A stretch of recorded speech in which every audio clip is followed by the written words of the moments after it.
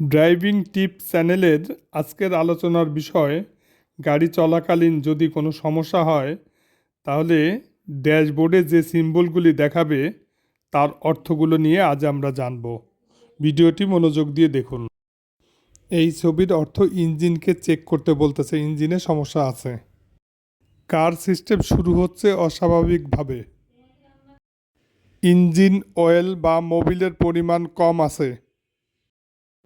গাড়ির battery charge কম। Brake system কাজ করতেছে না।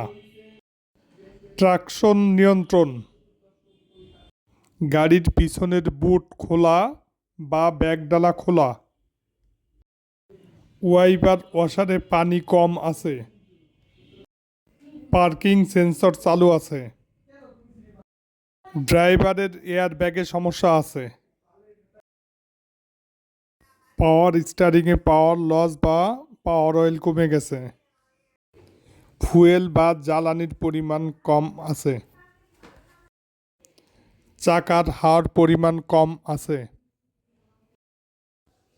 গাড়ির দরজা সঠিকভাবে বন্ধ হয়নি বা খোলা আছে। গাড়িতে বায়ু পুনরায় সঞ্চালন করুন। ইঞ্জিনের তাপমাত্রা অনেক বেশি বা গরম বেশি। হ্যান্ডব্রেক বা পার্কিং ব্রেক চালু আছে।